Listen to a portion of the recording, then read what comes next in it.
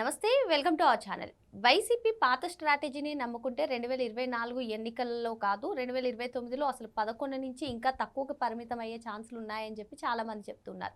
మరి ఇటువంటి నేపథ్యంలోనే ఇటీవల తోట త్రిమూర్తుల నివాసంలో కాపు సామాజిక నేతలందరూ కూడా సమావేశం కానివ్వడం కానివ్వండి, లేదు అంటే జూన్ 18వ తేదీన వైసీపీ రాష్ట్ర డిప్యూటీ జనరల్ సెక్రటరీల లిస్టును కానివ్వండి, ఇవి రెండింటిని బేస్ చేసుకుని మరి ఇవి ఎంతవరకు వర్కౌట్ అవుతాయి, ఈ అంశాన్ని ఎలా చూడాలి, ఇటువంటి అంశాలన్నీ కూడా చర్చించడానికి మనతో పాటుగా ఉన్నారు ఏపీ కమ్మ కార్పొరేషన్ డైరెక్టర్ అడిసిమెల్లి శ్రీనివాస్ గారు. నమస్తే సార్. నమస్కారం సార్ తోట త్రిమూర్తుల నివాసంలో వైసీపీ కాపు సామాజిక నేతలందరూ కూడా ఆత్మీయ సమ్మేళనం కానివ్వండి, లేదంటే వాళ్ళు సమావేశాలు కానివ్వండి, సో సాయి కృష్ణ అంశాన్ని తీసుకొచ్చి కాపు సామాజిక వర్గాన్ని ముందు చూపుతున్నారు. దీనిపైన పవన్ కళ్యాణ్ గారు లాంటి వాళ్ళు కూడా స్పందించడం జరిగింది, నేరస్తులకు మేము కాపు కాయాలా అని చెప్పి. ఇదిలా ఉంటే మరో పక్క చూసుకున్నట్లయితే ఆ పార్టీకి సంబంధించింది పదవులు ఇవ్వడంలో అందరూ రెడ్డి సామాజిక వర్గానికి సంబంధించిన వాళ్ళే జగన్మోహన్ రెడ్డి తన చుట్టూ ఉంచుకుంటారు, ఇస్తారు కూడా అని చెప్పి అంటూ ఉంటారు. మరి ఇటీవల జూన్ 18వ తేదీన రాష్ట్ర డిప్యూటీ జనరల్ సెక్రటరీలుగా కొంతమందిని జగన్మోహన్ రెడ్డి నియమించారు. అందులో చూసుకున్నట్లయితే శ్రీ పుత్తా శివశంకర్, శ్రీ చల్లా మధుసూదన్ రెడ్డి, పుత్తా ప్రతాప్ రెడ్డి, ఏ హర్షవర్ధన్, కందుల రవీంద్ర. మరి వీళ్ళందరూ కూడా రెడ్డి సామాజిక వర్గానికి చెందిన వాళ్ళని చెప్తున్నారు. మరి కొందరు పేర్లలో చూస్తే ఆ రెడ్డి అనే పదాన్ని కూడా తొలగించారు. అసలు ఈ రెండు అంశాలను కూడా ఎలా చూడాలంటారు? మీకు ఎలాగంటే అండి, పనులేమో వేరే వాళ్ళు చేయాలి, వేరే కులాలు. జగన్మోహన్ రెడ్డి అధికారంలో తీసుకురావడానికి అతను వ్యూహాలు అమలు చేయడానికి వేరే సామాజిక వర్గాలు కావాలి, పదవులనేమో ఆయన సామాజిక వర్గానికి ఇచ్చుకుంటాడు. ఇది స్పష్టంగా అతను అంటే అదో స్ట్రాటజీ. వాళ్ళకి ఏంటంటే వాళ్ళు ఎదురుకుండా కష్టపడి వాళ్ళ నమ్మకం కోసమో మరి ఏం చేస్తారో తెలియదు, కానీ టీడీపీలోనే మిగతా వాళ్ళు అలా చేయడం కుదరదు. టీడీపీలో అసలు ఉండదు అది. మీకు అందులో కొన్ని ఎందుకని మంచిది తోకలు కట్ చేస్తాను, అన్నీ పెట్టుకుంటే రెడ్డి రెడ్డి అని ఉంటే బాగోదని తోకలు కట్ చేస్తున్నారు. ఇది రెడ్లు కూడా బాధపడతారు. మాకు ఏం చేయట్లేదని బాధపడ్డే ఓడిచ్చారు చాలామంది. మన రెడ్లు కూడా వ్యతిరేకంగా చేశారు ఓట్లు. అంటే మొత్తం చేయలేదు, కానీ ఆ నోట్లు వచ్చిన మొత్తం రెడ్లు వ్యతిరేకంగా చేస్తాను, ఓట్లు ఎక్కడి నుంచి వస్తాయి, కానీ చాలామంది రెడ్లు సపోర్ట్ చేశాడు. జగన్మోహన్ రెడ్డికి ఆ రెడ్లు ప్రాబల్యం ఉన్న చోట్ల ఓట్లు వచ్చినాయి, మిగతా చోట్ల ఎక్కడ రాలేదు. నేను ఓపెన్గా చెప్తున్నాను. నేను అంటే రెడ్లు అందరూ జగన్మోహన్ రెడ్డి అనుకోవాలంటే మెజారిటీ రెడ్లు 60-70 జగన్మోహన్ రెడ్డి అనుకోవాలి ఉన్నారు. అసలు సిసలు ఒరిజినల్ రెడ్లు అందరూ టీడీపీ వైపు, జనసేన వైపు, బీజేపీ వైపు ఉన్నారు. ఎందుకంటే అతను వదిలేశారు, వాళ్ళు ఎవరు ఉంచుకోరు అతను వెనకాల. నాకు తెలిసిన వాళ్ళు చాలామంది చెప్తారు. ఇక్కడ సాధారణంగా కులాల ప్రమాయం లేకుండా ఉండవు రాజకీయ పార్టీలు. అది కూడా తప్పట్లేము మనం, అది కూడా తప్పట్లేమండి. అయితే ఎదటి కులాల మీద బురదేయడం మానేయాలి అంతే. ఎవరి కులం రాజకీయ పార్టీలు కుల అమ్మాయిలు అందరికీ ఉంటాయి కాబట్టి మనం ఎదటి వాళ్ళ మీద బురదేయడం మానేద్దాం బాబు అనుకుంటే అది అందరికీ మేలు. ఎవరు అభిమానాలు చూపించుకుంటారు, కానీ చిచ్చు పెట్టడాలు ఇలాంటివి చేయటం వల్ల ఒకళ్ళ మీద ఒకళ్ళు ద్వేషాలు పెరుగుతాయి. యాక్చువల్ మీరు తోట తిరుమతులు గారి ఇంట్లో వెంకటాయపాలెంలో ఆయన వైసీపీకి సంబంధించిన కాపు నాయకులందరూ మీటింగు జరుగుద్దని చెప్పాడు. ఆయన స్పష్టంగా చెప్పాడు. విలేకరుల మీటింగ్ పెట్టి మొత్తం కాపు మీటింగ్ కాదు ఇది, కుల సంఘం మీటింగ్ అవుతుంది. అలా పెడితే మా వైసీపీకి సంబంధించిన కాపు నాయకులు, ముఖ్య నాయకులు అందరితో కలిపి ఒక సమావేశం.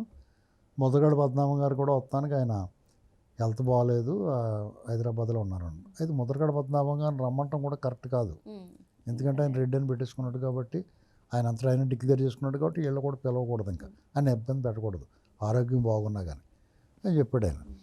చెప్తే మామూలుగా ఆయన మా వాళ్ళే వస్తారు అందరూ, మేము మా పార్టీకి సంబంధించిన ఉన్నాం.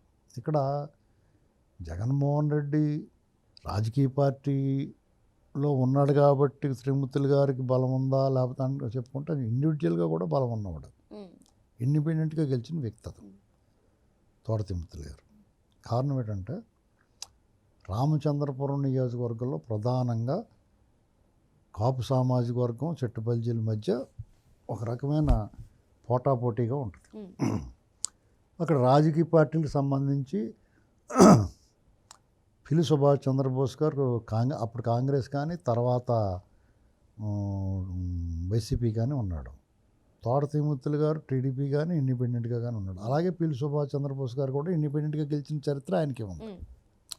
వాళ్ళిద్దరూ ఒకళ్ళకొకళ్ళు ధీటుగా ఉండే నాయకులుగా ఉన్నారు, ఎదిగారు. అంతకుముందు అటు నుంచి ఇటు నుంచి వేరే వాళ్ళు గెలిచినా వీళ్ళిద్దరూ ప్రధానంగా ఉంటారు. ఇక్కడ తోట త్రిమూర్తులు గారికి చాలామంది అనుకున్నట్టుగా కమ్మారికి కాపులకి వైరం అనుకుంటారు కదా చాలామంది. కాదండి. అక్కడ రామచంద్రపురం నియోజకవర్గంలో తోట త్రిమూర్తులకి కమ్మార్ సపోర్ట్ కూడా ఉంది. కూడా ఉండటం కమ్మార్ సపోర్టే ఉంది ఎక్కువ. ఇటు అతను ఇండిపెండెంట్గా పోటీ చేసినా ఎలా పోటీ చేసినా అతను కమ్మార్ సపోర్ట్ ఉంది. తర్వాత మారి ఉండొచ్చు. తర్వాత అతను మండపేటకి వెళ్ళాడు, అటు ఇటు మారాడు, అన్నీ చేసాడు కాబట్టి అతని కన్నా మారి ఉండొచ్చు. ఎందుకంటే అక్కడ ఆ ఏరియా కాలువ కింద ఏరియా, కాలువ కింద డెల్టా ఏరియా అంటారు. రామచంద్రపురం ఆ ప్రాంతం అంతా డెల్టా ఏరియా అంటారు ఈస్ట్ గోదావరిలో. కోనసీమ ప్రాంతాన్ని సెంట్రల్ డెల్టా అంటారు. అక్కడ 3 పంటలు పండుతుంది, ఇక్కడ 2 పంటలు పండుతుంది. మధ్యలో అంతర పంటలో ఒకటి చిన్న పెసలు అలాంటి వేస్తారు. ఇక్కడ కౌలుకి భూములన్నీ కౌలుకి చేస్తూ ఉంటారు. ఎక్కువ కౌలు రైతులు ఎక్కువ ఉంటారు రామచంద్రపురం ఏరియా, డెల్టా ఏరియాలో. అక్కడ కౌలు రైతుల తరపున పిల్లి సుభాష్ చంద్రబోస్ ఉంటాడు. కౌలు రైతులు కౌలుకిచ్చి భూ యజమానుల తరపున తోట త్రిమూర్తులు గారు ఉంటాడు. ఇది జరుగుతున్నది. అయితే కౌలుకి భూ యజమానులు ఎక్కువ కమ్మ, రాజులో, కాపులో ఎవరో ఒకరు ఉంటారు యజమానులు ఎక్కువ. వాళ్ళ భూములన్నీ చెట్టు బల్జీలు కానీ కాపులు కానీ కౌలు రైతులుగా ఉంటారు. ఇది ఒకప్పుడు జరుగుతున్నది. 10-15 ఏళ్ళ క్రితం నుంచి ఇది నడుస్తూ ఉంటుంది. ఇలా జరిగినప్పుడు సపోజు రైతులు కౌళ్ళు పెంచాలి అన్నదాన్ని పెంచమని అనుకుంటారు కౌలు రైతులని. ఆ కౌలు రైతులకి భూ యజమానులకి మధ్య వివాదాల పరిష్కారంలో పిల్లి సుభాష్ చంద్రబోస్ గారు కౌలు రైతుల వైపున ఉంటారు. అందులో కౌలు రైతులకు అన్యాయం జరగకపోయినా భూ యజమానులకి రక్షణగా తోట త్రిమూర్తులు. అందుకే అతనికి కమ్మార మద్దతు కూడా అతనికి ఉంది. ఇది ఓపెన్గా కౌలు రైతు భూ యజమాని కూడా చాలా అన్యోన్యంగా పద్ధతిగా ఉంటారు. ఒకరికొకరు సహకరించుకుంటారు. వాళ్ళ మధ్య వైరం ఒక ఫ్యాక్టరీ యజమాని కార్మికుడి మధ్య వైరం కింద ఉండదు, మ్యూచువల్గా జరుగుద్ది. ఇది ఈ వీటిల్లో అతను వాళ్ళకి సపోర్ట్గా ఉంటాడు కాబట్టి అతని బలం కూడా గణనీయంగా ఉంటుంది. అతను బీసీ సామాజిక వర్గం చెట్టు బల్జీల ఓట్లు కూడా గట్టిగా ఉంటాయి అక్కడ. కాబట్టి అతని బలం అతనికి ఉంటుంది. ఇక్కడ వీళ్ళిద్దరి బలం కులాల పరంగా వ్యక్తుల పరంగా సమానంగా ఉన్నా కానీ రాజకీయ పార్టీలు వేదికలకు వచ్చేటప్పటికి అది అదనపు బలం కలిసి వాళ్ళు కానీ వీళ్ళు కానీ నెగ్గుతూ ఉంటారు. ఇది జరుగుతున్నది కదా అక్కడ. కాబట్టి జగన్మోహన్ రెడ్డికి ఊడుగుని చేయాల్సిన అవసరం తోట త్రిమూర్తులు గారికి లేదు. ఆయన ఎందుకు వైసీపీ పార్టీ మా వైసీపీ నాయకులు అని ఆ కాపు కుల ప్రతిష్టను దిగదార్చుకుంటాడని నాకు అర్థం అవట్లేదు. ఇది నేను చెప్పదలుచుకున్నది. ఎందుకంటే ఆయన ఒక ఐకాన్గా ఉన్నాడు అక్కడ. ఎక్కడ కాపులందరూ కూడా అతన్ని బాగా లైక్ చేస్తారు. అలా అవసరమైనప్పుడు కాపులకే కాదు ఆ పార్టీలో ఉన్న వాళ్ళు ఎవరికైనా సరే ఏదైనా అవసరం వచ్చినా టక్ మన వెళ్ళి నిలబడతారు అక్కడ. పంచాయతీలు చేసి పెడతాడు, పరిష్కారాలు చేస్తూ ఉంటాడు. అటువంటి వ్యక్తిని ఈ జగన్మోహన్ రెడ్డి లాంటి వచ్చి నాకు అది అన్నట్టు ఉంటుంది నాకు ఆ జగన్మోహన్ రెడ్డి అంటే. పార్టీగా అయితే ఉండొచ్చు, ముఖ్యమంత్రి అయితే ఉండొచ్చు, ఈ ప్రాంతానికి అతనే కింగ్. అతనికి అతను ఏం చెప్తాడు, ఓ బొంగు వచ్చి ఏం చెప్తుంది, అలాంటివి కూడా తలంచకూడదు. అతను ఉనికిని కోల్పోకూడదు. అధర్మం జగన్మోహన్ రెడ్డి, అధర్మం వైపు ఇతను నిలబడినప్పుడు ఆ పార్టీలో ఉన్నా సరే ఇలాంటి న్యూసెన్స్ మేము చేయవయా అని చెప్పాలి. మా పార్టీ వేరేనే కానీ పవన్ కళ్యాణ్ ఎందుకు అప్ చేసాడా నువ్వు ఇలా మాట్లాడుతున్నావు అనాలా. అది మానేసి పవన్ కళ్యాణ్కి వ్యతిరేకంగానో లేకపోతే ఎన్నాళ్ళకి సీఎం కావాలంటారు వాళ్ళు. ఎన్నాళ్ళకి ఒక గట్టిగా డిప్యూటీ సీఎం అయ్యి వాళ్ళ ప్రభుత్వాన్ని అతను ఏమనుకుంటే అది అవుతున్నా చక్రం తిప్పగలిగిన వాడిని మీరు దిగజార్చాలి, అతను వెనక లాగాలని చూడటమేంటి. మెజారిటీ కాపులు సాటిస్ఫైయింగ్గా ఉన్నారు. ఇప్పుడు రజనీకాంత్ మాట అంటాడు, నన్ను బస్సు కండక్టర్ని వాళ్ళ సూపర్ స్టార్ని రేపు ఏమవుతాను అని.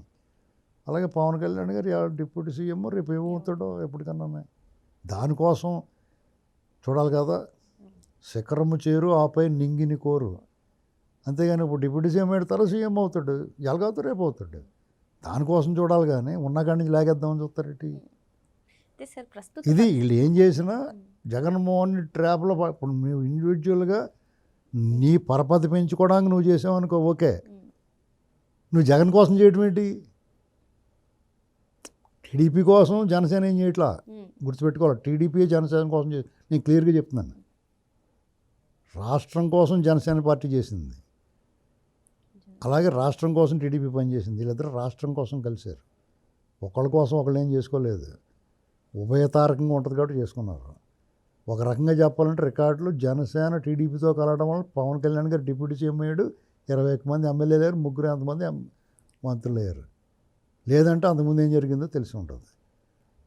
ఇండివిజువల్గా ఎవరితో పెట్టుకున్నా కానీ గెలిచిన చరిత్ర టీడీపీకి ఉంది. ఇలాంటి మాటలు మాట్లాడించడానికి వాళ్ళు చేసే పనులన్నీ రెచ్చగొడతారన్నమాట. అర్థమైందా?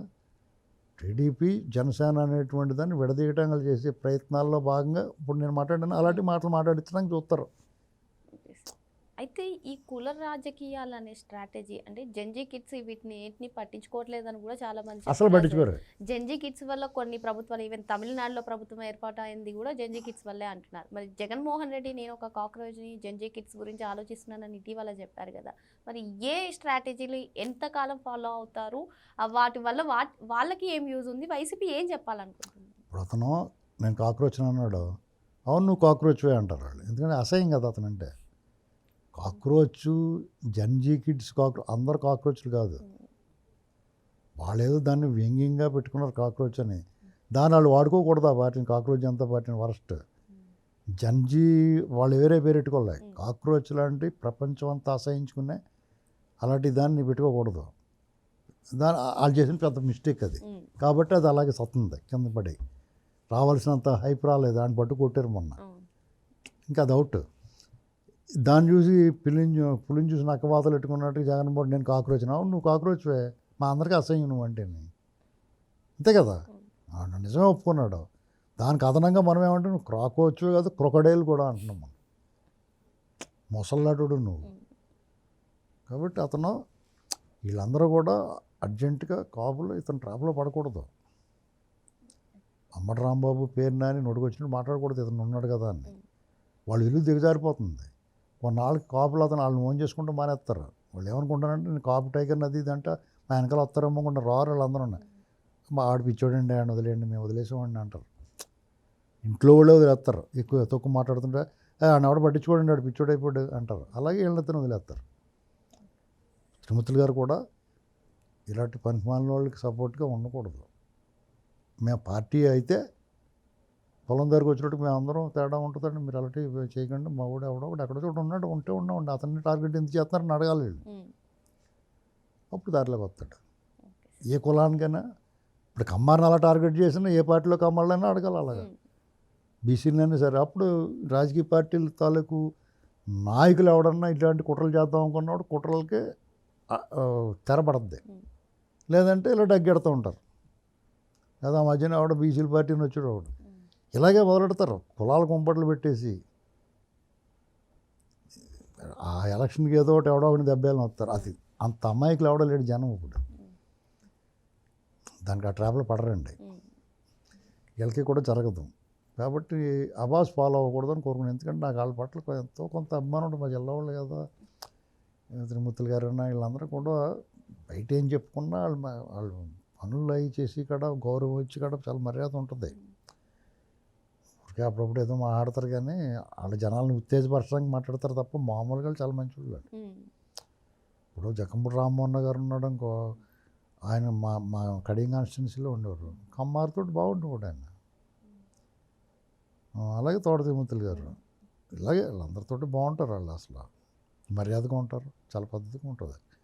ఊరికాళ్ళని ఎంకరేజ్ చేయడం కోసం అంటారు కానీ ఒరిజినల్గా ఎవరైనా ఎందుకని ఎవరి మీదన్నా ఎందుకుంటారండి. ఒకళ్ళు ఎందుకు దూషించుకుంటారు. మనం పోర్ట్రేట్ చేసే విధానం పైకి ఎర్రోళ్ళ కనపడి లోపల దుర్మార్గుడిగా ఉండడు. జగన్ తప్ప ఇంకెవడో ఉండడు. అలాగా పైకి పొట్ల పీతులు పిచ్చుకుంటూ ఏం పిచ్చోళ్ళలో ఉండరు అనుకుంటాం మనం. అది మన బుర్ర బుద్ధి అంతా వక్రమే. అలాగే ఎవడో ఉండడు. వాళ్ళ చెల్లెలు కూడా మంచిదే. మరో అంశంతో మళ్ళీ కలుద్దాం. Thank you sir.